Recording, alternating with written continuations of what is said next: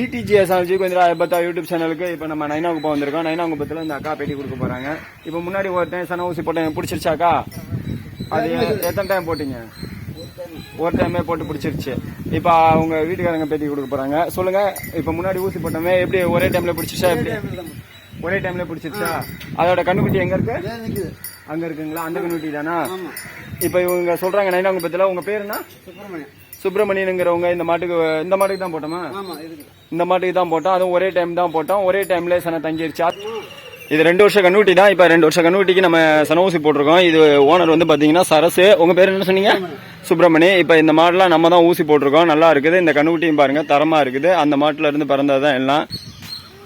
நீங்கள் பார்த்துட்டு இருக்கிறது நைனாகுப்பத்தை சேர்ந்த சரசு சுப்பிரமணியம் அப்படின்னுங்கிறவங்க மாட்டு பண்ணையை தான் பார்த்துட்டு இருக்கீங்க. இவங்க மாடு எல்லாமே நம்ம தான் சன ஊசி போட்டுட்ருக்கோம். கரெக்டாக சன பிடிச்சி கண்ணு போட்டுட்ருக்குது. அதில் இவங்களது வந்து கிடேரி கண்ணு காலக்கண்ணு மாடி மாதிரி தான் போடுது.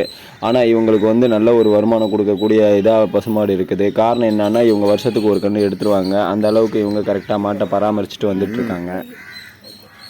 நான் அதிகமாக செயற்கை முறை கருவூட்டல் பற்றி தான் அதிகமாக சொல்லிகிட்டு இருக்கேன். காரணம் என்னென்னா, மாடுகளை பராமரிக்கிறதுக்கு வருமானம் வேணும். அந்த வருமானம் வந்து எதில் அதிகமாக கிடைக்கிது அப்படின்னா, செயற்கை முறை கருவூட்டல். அதாவது ஆண்டுக்கு ஒரு கன்று போடணும் அப்படின்னுங்கிறதுக்காண்டி தான். இப்போ ஆண்டுக்கு ஒரு கன்று போட்டுருச்சு அப்படின்னாவே அது பால் கறக்கிறத வச்சு அவங்களுக்கு நல்ல ஒரு வருமானம் கிடைக்கும் அப்படின்னுங்கிறதுக்காண்டி தான் நம்ம செயற்கை முறை கருவூட்டலை வந்து நம்ம அதிகமாக சொல்லிகிட்டு இருக்கோம். இப்போ மாடு வந்து சன ஊசி போட்டதுக்கப்புறம் மாடு வந்து ஏன் சன பிடிக்காமல் போகுதுன்னா, சில காரணங்களாக நம்ம சொல்ல வருது. என்னென்னா, மாடுகளை தலையில் தூக்கி, அதாவது தலையை தூக்கி மேலே கட்டி வைப்பாங்க. கொஞ்சம் நேரம் படுக்காமல் இருக்கணும் அப்படின்னுங்கிற மாதிரி பொழுதன்னைக்கும் கட்டி போட்டுருவாங்க. அடுத்த மாடுகளுக்கு தண்ணி தீவனம் எதுவும் குடிக்க மாட்டாங்க. கேட்டால் இந்த மாதிரி மாடுக்கு இதெல்லாம் கொடுத்தா சன பிடிக்காது அப்படின்னுங்கிற மாதிரி அந்த ஒரு மூட நம்பிக்கை அவங்கள்ட்ட இருக்குது. ரெண்டாவது ஐஸ் கட்டி, இது மாதிரி இதெல்லாம் இந்த இனப்பெருக்க உறுப்பில் சூடு ஐஸ் கட்டி இதெல்லாம் வந்து வச்சு விட்ருவாங்க. கேட்டால் அது வந்து இந்த மாதிரி பண்ணால் சன இது பிடிக்கும் அப்படின்னுங்கிற மாதிரி அவங்க ஒரு மூட நம்பிக்கை வச்சுட்டு அலையிறாங்க. அது மட்டும் இல்லாமல் இந்த செம்மண், முட்டை, தக்காளி இதெல்லாம் வந்து கலந்து அவங்க மாட்டுக்கு கொடுக்குறாங்க. இதெல்லாம் மாட்டுக்கு தொந்தரவு பண்ணுற மாதிரி இருக்கிறனால தான் மாடு நிறையா சன பிடிக்காமல் போயிடுது. இதெல்லாம் நீங்கள் அவாய்ட் பண்ணிடுங்க. இதெல்லாம் பண்ணவே கூடாது. நிறைய பேர் சொல்லுவாங்க, என் மாடு சனை பிடிக்கல, என் மாடு சனை பிடிக்கலைன்னுங்கிற மாதிரியெல்லாம் நாங்கள் கேள்விப்படுவோம். காரணம் என்னன்னா, அவங்க என்ன பண்ணுவாங்கன்னா, சன ஊசி போட்டதுக்கு அப்புறம் மாட்டை அதிக தூரம் ஓட்டிகிட்டு போகிறது. அது மட்டும் இல்லாமல் சன ஊசி போடுறதுக்கு முன்னாடியே வந்து மாட்டை அடித்து சித்திரவதை பண்ணுறது, ரொம்ப நிற்க மாட்டேங்குது, இது பண்ண மாட்டேங்குது அப்படின்னுங்கிறது, அடிக்கிறது, போட்டு இது பண்ணுறது அப்படின்னுங்கிற மாதிரி எல்லாம் சித்திரவதை பண்ணுறது. இதெல்லாம் நீங்கள் பண்ணக்கூடாது.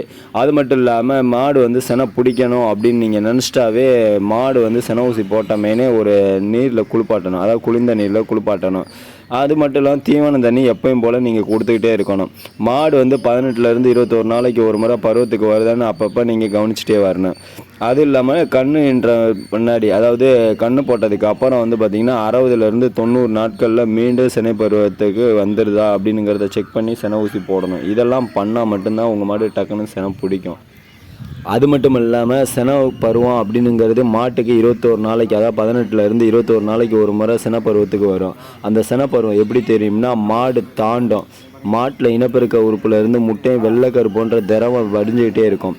அது மட்டும் இல்லாமல் மாடு அமைதியின்றி காணப்படும். அடிக்கடி கத்திகிட்டே இருக்கும். தீவனத்தில் நாட்டம் இருக்காது. அடிக்கடி சிறுநீர் கழிக்கும்.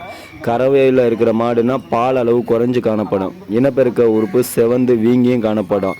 இது இல்லாமல் இப்போ பொதுவாக அனைவருக்கும் தெரிஞ்சது வலும்படிக்கும் அப்படின்பாங்க. அந்த வலும்படிக்கிறத வச்சே தான் மக்கள் சொல்லிகிட்டே இருப்பாங்க. மாட்டுக்கு மாடு ஏறுறது, தாண்டுறது, ஓடுறது, குதிக்கிறது இதெல்லாம் வந்து அறிகுறி தான்.